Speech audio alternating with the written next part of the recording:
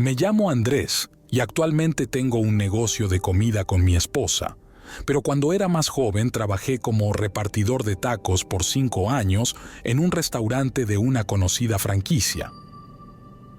Mi turno era en la tarde y noche, ya que el local cerraba a las 11 de la noche y los últimos pedidos los recibíamos a las 10:30.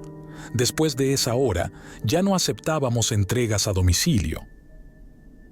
Una noche, recuerdo que ya eran las 10:25 cuando entró una llamada con un pedido. El destino quedaba bastante lejos, así que mi compañero le explicó al cliente que por la hora ya no era posible hacer entregas. Sin embargo, la persona insistió y prometió dejar una buena propina. Mi compañero me pasó el dato y me dejó decidir. Como necesitaba el dinero, acepté sin pensarlo mucho. Cuando la orden estuvo lista, salí en la moto hacia el domicilio. El lugar estaba en una zona rural en las afueras de la ciudad. En ese entonces no teníamos GPS ni celulares modernos, ya que esto ocurrió en el año 2004. Para encontrar las direcciones, teníamos que guiarnos con los nombres de las calles y los números de las casas, lo cual era más complicado de noche, pues muchas calles no estaban iluminadas. Después de dar varias vueltas sin éxito, terminé en una callejuela muy solitaria. A un costado había un enorme terreno baldío lleno de árboles y ramas secas, y al otro lado estaban las partes traseras de las casas de la calle contigua. Iba despacio, buscando la dirección correcta, cuando de repente mi moto empezó a fallar. Frené poco a poco hasta que se apagó por completo, algo sumamente extraño, ya que esa moto era prácticamente nueva y apenas la habían llevado al restaurante para reemplazar las viejas. Justo cuando iba a llamar al local para reportar lo sucedido, vi a alguien caminando hacia mí. Venía desde el fondo de la calle, moviéndose lento y tambaleándose. Al principio pensé que era un borracho, pero cuando se acercó más, noté que era un joven de mi edad. Se detuvo frente a mí y me dijo con voz seria: «No te subas a esa moto». Dicho esto, siguió su camino y se internó entre los arbustos del terreno baldío hasta desaparecer. Sentí un escalofrío, pero traté de tranquilizarme pensando que quizás se trataba de alguien bajo el efecto de alguna sustancia. Saqué mi teléfono para llamar al local, pero antes de marcar, escuché que alguien me gritaba: «¡Joven! ¡Joven!». Al voltear vi a un señor mayor que venía empujando un carrito de tamales. Se acercó y me dijo en voz baja: «Tienes que irte de aquí. Ese muchacho que viste hace un momento ya no está vivo. Hace tiempo lo atropellaron en esta misma calle cuando iba en su moto. Se le aparece a muchos motociclistas que pasan por aquí. Primero, sus motos comienzan a fallar y luego lo ven caminar por esta calle». Me quedé sin palabras. No sabía si creerle o no, pero el miedo se apoderó de mí y solo quería salir de ahí. El señor siguió empujando su carrito hasta perderse en la oscuridad, y en ese momento me entró una llamada del local. Era mi jefe, molesto porque la clienta se había quejado de que llevaba más de 30 minutos esperando su pedido. Intenté explicarle lo que había pasado, pero no me creyó. Me insistió en que las motos eran nuevas y que no había razón para que fallaran. Mientras le juraba que decía la verdad, intenté encender la moto de nuevo y arrancó sin problemas, como si nada hubiera pasado. Aceleré y finalmente encontré la casa de la clienta. Toqué el timbre, nervioso porque quizá me reclamaría, pero fue todo lo contrario.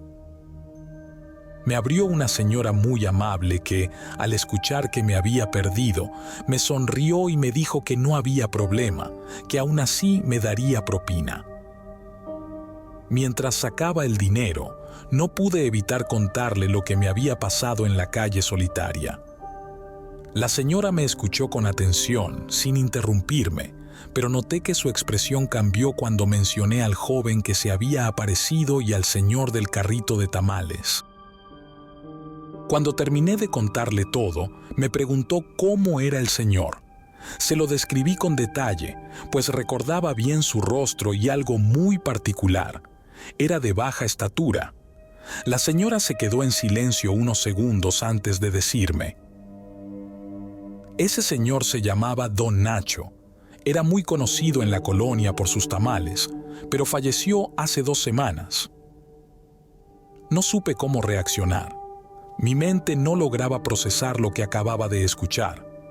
La señora, al ver mi cara de asombro, me dio una propina aún más generosa y me recomendó que me regresara con cuidado. Esa noche volví al local con la mente dando vueltas.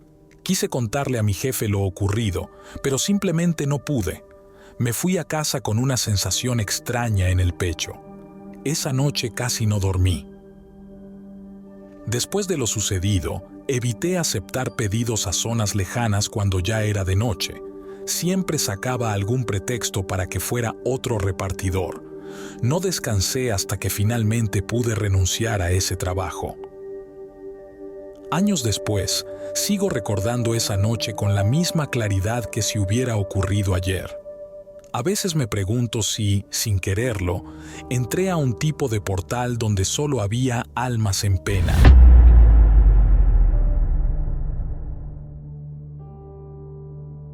Mi nombre es Daniel Herrera y en el año 2011 trabajaba como repartidor de comida en un restaurante de sushi en mi ciudad.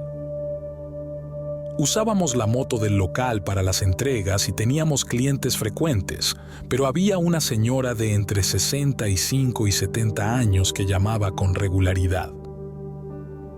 Todos la conocíamos y era famosa por sus buenas propinas, aunque siempre se mostraba seria. Nunca era grosera, pero tampoco amigable. Se limitaba a dar las gracias y cerrar la puerta. Era un lunes de enero, hacía frío y llovía ligeramente. En el restaurante solo estábamos el otro repartidor, el cajero y yo, matando el tiempo mientras esperábamos que dieran las 11 para irnos a casa. De pronto, sonó el teléfono y mi compañero Roberto, el cajero, respondió como de costumbre. Mientras tomaba el pedido, su expresión cambió. Primero frunció el ceño y luego pareció inquieto. Lo escuchamos preguntar: ¿hay alguien más ahí con usted? Y luego: ¿alguien tomó el otro teléfono? No escuchamos la respuesta, pero Roberto colgó y se quedó viendo el teléfono con los ojos bien abiertos. Nos contó que había sido la señora de siempre, pero que mientras ella hacía su pedido, él escuchó una voz grave y distorsionada que apenas se entendía. Decía frases como: «El momento ha llegado y es inevitable». Le preguntó a la señora si había alguien más con ella, pero respondió que no. Tampoco tenía otro teléfono y aseguraba vivir sola. Lo más extraño era que ella hablaba con absoluta normalidad, como si no hubiera escuchado nada raro. El ambiente en el restaurante se puso tenso. Nadie quería ir a hacer la entrega, ni siquiera por la buena propina. Así que, como niños, jugamos piedra, papel o tijera para decidir quién iría. Perdí yo. Con los nervios de punta, tomé la moto y salí a la calle. Todo estaba en completo silencio. Las avenidas desiertas y el pavimento mojado reflejaban las luces de los postes. Llegué a la casa de la señora y noté algo inquietante. Todas las luces estaban apagadas, incluso el foco del pórtico que siempre tenía encendido. Me bajé de la moto y toqué el timbre. No hubo respuesta. Esperé unos segundos y volví a tocar. Nada. Estaba a punto de irme cuando noté que la puerta principal no estaba cerrada, solo entornada. No sé qué me pasó por la cabeza, pero empujé la puerta. Apenas di un paso adentro y lo vi. Unos pies recostados en el suelo, asomándose desde la cocina. Supe de inmediato que era la señora, pero estaba inmóvil. Mi reacción fue gritar su nombre, pero no respondió. Un escalofrío me recorrió el cuerpo y salí corriendo a la moto para llamar a emergencias. Llegaron rápido, pero solo confirmaron lo que ya temía. La señora estaba muerta. Dijeron que parecía muerte natural. Me quedé en shock, preguntándome por qué me había tocado a mí encontrarla así. Antes de irme, escuché a unas vecinas susurrando entre ellas. No recuerdo exactamente qué dijeron, pero comentaban que sabían que algo así pasaría porque estaba jugando con fuego y se metió con cosas oscuras. Al parecer, la señora practicaba algo más que la cocina. Cuando abrí la puerta, vi algo que hasta ese momento no había procesado del todo: una estatua de la Santa Muerte justo en la entrada, rodeada de velas apagadas.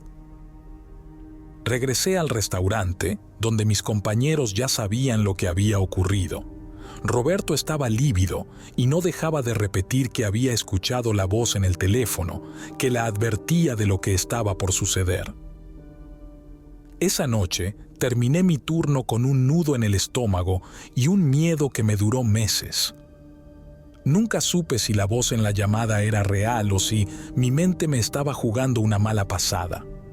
Lo único seguro es que fue la última vez que entregué un pedido en esa casa.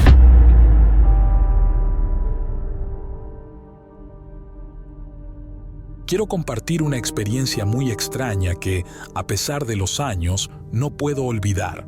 No me sucedió a mí directamente, pero sí a un compañero de trabajo. Yo trabajaba como taxista en Monterrey, y aunque en la ciudad pasan cosas raras, nada me había dejado tan marcado como lo que le pasó a un colega. Su nombre era Daniel, un chavo de 20 y tantos años que apenas llevaba unos meses manejando taxi por aplicación. Él había llegado hace poco a la ciudad desde Veracruz, así que siempre tratábamos de ayudarlo y darle consejos sobre las zonas peligrosas. Una noche, le cayó un viaje en la app hacia una colonia cerca de la sierra. No era común que alguien pidiera taxi para allá, pero a veces había clientes que vivían en ranchos o casas alejadas y les surgía transporte. Antes de salir, me dijo en broma que si no regresaba en media hora fuera a buscarlo. Se subió a su coche y arrancó. Unos minutos después, yo también salí a dejar un pasaje y me tardé más o menos 30 minutos en regresar al sitio donde varios compañeros esperaban. Cuando llegué, noté que todos estaban reunidos junto a la caseta de taxis, hablando en voz baja. Me acerqué y escuché que estaban preocupados porque Daniel no respondía el teléfono. Uno de los compañeros contó que Daniel había llamado minutos antes diciendo que algo raro estaba pasando. Dijo que cuando iba llegando a la dirección, notó que las luces de las casas parpadeaban y el cielo estaba iluminado de una forma extraña. También mencionó que los perros en la zona estaban ladrando y aullando sin control, como si sintieran algo. Lo peor fue que Daniel mencionó que veía sombras moverse entre los árboles, como si alguien lo estuviera observando desde el monte. Su voz sonaba asustada y nos dijo que iba a dar la vuelta porque no le daba buena espina. Pero la llamada se cortó abruptamente y cuando intentamos devolverle la llamada, su celular mandaba directamente a buzón. Al principio pensamos que tal vez había perdido la señal, pero pasaron los minutos y nada. Uno de los compañeros decidió ir a buscarlo, pero cuando llegó a la dirección del viaje, lo único que encontró fue su coche encendido, con la puerta del conductor abierta y las luces prendidas. No había señales de pelea, ni sangre, ni nada que indicara qué había pasado. Era como si Daniel simplemente se hubiera desvanecido en el aire. Llamamos a la policía, pero cuando llegaron solo tomaron algunas notas y no parecían muy interesados. Dijeron que tal vez se había ido por su cuenta, aunque sabíamos que eso no tenía sentido. Nadie desaparece así sin dejar rastro. Los días pasaron y nadie supo nada. Algunos compañeros fueron por su cuenta a buscar en los alrededores, revisaron barrancos y senderos, pero no encontraron nada. Era como si se lo hubiera tragado la tierra. Su familia, al ser de otro estado y no tener muchos recursos, no pudo venir a buscarlo, lo que hizo que las autoridades perdieran aún más el interés en el caso. Entre los taxistas comenzó a correrse la voz y pronto todos evitaban tomar viajes a esa colonia después de la medianoche. Un mes después, un taxista aseguró haber visto a Daniel. Dijo que una noche, mientras circulaba por la misma ruta, vio a alguien en la orilla del camino levantando la mano para pedir un aventón. Al acercarse, juró que era Daniel, con la misma ropa que llevaba el día que desapareció. Pero había algo extraño en su rostro. Estaba pálido, con los ojos hundidos y una expresión vacía. Cuando el taxista frenó, la figura simplemente desapareció ante sus ojos. Desde entonces, han sido varios los que dicen haberlo visto en distintos puntos de la sierra. Algunos aseguran haber escuchado su voz en la radio del taxi, llamando con estática, pidiendo ayuda. Otros han sentido que alguien se sube a la parte trasera del auto, pero al voltear no hay nadie. Entre los taxistas aún hablamos de Daniel. Algunos dicen que lo que vio aquella noche no era de este mundo. Otros creen que la sierra se lo tragó, como ha pasado con otras personas en esa zona. Solo sé que, desde entonces, nadie acepta viajes hacia esa colonia después de medianoche, porque lo último que queremos es terminar como Daniel.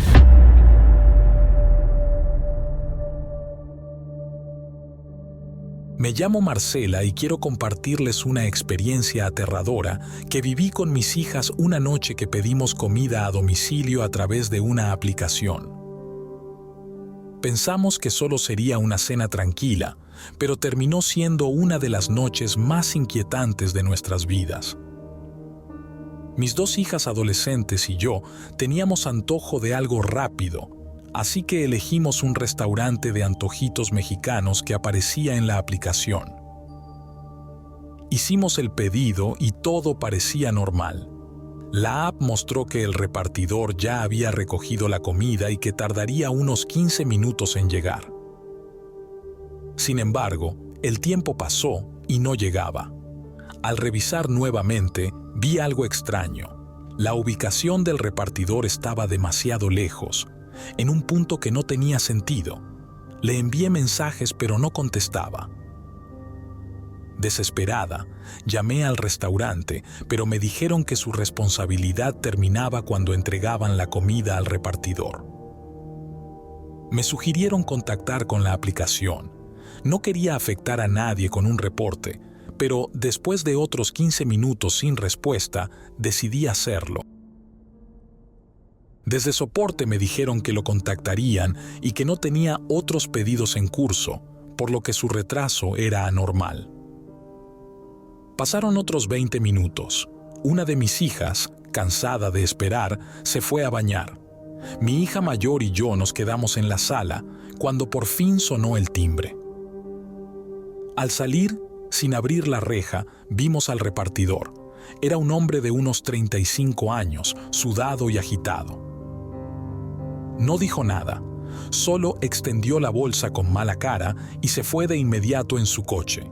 Algo en su actitud me inquietó. Parecía extremadamente ansioso, como si quisiera marcharse lo antes posible. Entramos comentando su actitud, pero mi hija notó algo raro. «Mamá, la bolsa está manchada», me dijo. Al revisarla vimos que en un costado había una gran mancha roja. Sentí un escalofrío y solté la bolsa. Cuando mi otra hija bajó, abrimos los recipientes con miedo, pero la comida estaba intacta. Solo la bolsa tenía esas manchas extrañas. Mi hija menor sugirió que tal vez era salsa derramada, pero al olerla notamos que no tenía ningún aroma conocido. Algo no estaba bien. Volví a contactar a la aplicación para reportarlo. Me ofrecieron disculpas, dijeron que investigarían al repartidor y me hicieron un reembolso parcial. Esa noche no cenamos. Tiré la bolsa a la basura y nos fuimos a dormir con una sensación de inquietud. Pero a pesar del cansancio, no pude dormir bien. Me levanté varias veces durante la noche con una sensación extraña, como si alguien nos estuviera observando. A la mañana siguiente, mientras preparaba el desayuno, noté que mis hijas estaban inusualmente calladas. El ambiente en casa se sentía pesado. De pronto, mi hija mayor llegó corriendo con el celular en la mano, pálida como un papel. «Mamá, tienes que ver esto», me dijo con la voz temblorosa. Me mostró una noticia en redes sociales. Era la foto del mismo repartidor. Había sido detenido la noche anterior por conducir en estado de ebriedad y, al inspeccionar su coche, los policías encontraron manchas de sangre. Pero lo peor fue lo que descubrieron en la cajuela, el cuerpo sin vida de una mujer. Según la nota, se trataba de su expareja, a quien había asesinado poco antes de seguir con sus entregas. Sentí un nudo en el estómago. Ese hombre, con las manos manchadas de su crimen, había estado en nuestra puerta, pasándonos una bolsa con rastros de lo que acababa de hacer. Inmediatamente llamé a la policía y entregué la bolsa que aún estaba en nuestro bote de basura. También di mi declaración, aunque cada palabra que salía de mi boca me hacía sentir aún más vulnerable. Las siguientes noches fueron una tortura. Nos costaba conciliar el sueño y cualquier ruido nos sobresaltaba. Mis hijas quedaron marcadas por lo sucedido. Desde entonces dejaron de pedir comida a domicilio y yo sigo sin poder asimilarlo. A veces nos obsesionamos con lo paranormal, pero lo que realmente me aterra es que esa noche, sin saberlo, tuve frente a mí a un asesino. Pensar que él entró a nuestro espacio, aunque fuera solo por un momento, me hiela la sangre. Siempre cuídense, pero, sobre todo, cuídense de los vivos.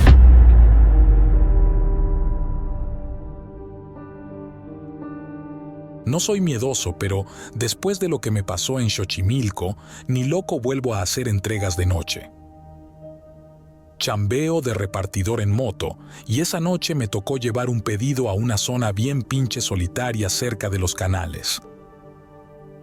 Era un pedido normal, una casa como cualquier otra. Revisé la ubicación y no estaba tan lejos, así que chido, lo acepté. Ya estaba pagado, nomás tenía que dejarlo y salir de ahí. Pero conforme avanzaba, la cosa se puso rara. Las calles estaban mal iluminadas, con casas viejas y terrenos baldíos. Ni un alma por ahí, solo los grillos y el agua moviéndose en los canales. No sé, algo me daba mala espina, pero pues, ni modo, ya estaba en camino. Cuando llegué al callejón donde tenía que dejar el paquete, vi una casa bien pinche vieja, de esas de adobe con techo de teja. Toqué la bocina un par de veces, pero nadie salió. Intenté marcarle al cliente, pero la señal se fue a la chingada. Esperé un rato. Nada. Me acerqué a la puerta y de repente sentí un frío raro, como si alguien hubiera apagado el calor de la noche de un madrazo. Golpeé la madera y la pinche puerta se abrió sola con un chirrido bien tétrico. «Bueno», dije, tratando de no sonar nervioso. Silencio total. Solo había un pasillo oscuro que llevaba para adentro. El pedido no pesaba nada, así que lo dejé en la entrada y me di la vuelta para regresarme a mi moto. Pero justo cuando estaba a punto de subirme, escuché un pinche susurro. «¿Por qué te vas tan rápido?» Se me heló todo el cuerpo. Volteé a todos lados, pero no había nadie, solo la luna reflejándose en el agua y el viento moviendo los árboles. Intenté prender la moto, pero nada, no arrancaba. Menté madres en voz baja. Entonces, escuché un golpe fuerte en la puerta. Giré la cabeza y casi se me sale el corazón. El paquete que había dejado en la entrada ya no estaba. Ahí sí me cagué. Agarré la moto y la empujé calle abajo, intentando que prendiera. De repente, vi algo dentro de la casa. Una sombra parada en el pasillo, mirándome. No le veía la cara, pero era una mujer. Su vestido largo se movía como si el viento soplara solo ahí dentro. Algo estaba mal en ella. Su postura, la forma en que parecía deslizarse en vez de caminar. Di un paso hacia atrás y ella avanzó también. Se movía lento, como esperando que me acercara más. Y de pronto, su rostro salió de la oscuridad. O más bien, lo que no tenía de rostro. No tenía ojos, solo dos cuencas negras y profundas. Su boca se abrió de golpe y dejó salir un pinche quejido largo y horrible. Me paralicé, intenté gritar, pero no me salía la voz, y en un parpadeo desapareció. Sentí un aire helado en mi oído. ¿Me trajiste mi paquete?, susurró la voz de una niña. Salté del susto y en chinga intenté encender la moto. Esta vez sí rugió y salí disparado sin mirar atrás. No sé cómo chingados no me caí. Llegué hasta una avenida bien iluminada y no paré hasta estar lejos de los canales. Cuando al fin me detuve para recuperar el aire, vi mi celular. La señal ya había vuelto. Me metí a la app para checar la dirección de la entrega, pero no aparecía en el historial. Como si nunca hubiera existido.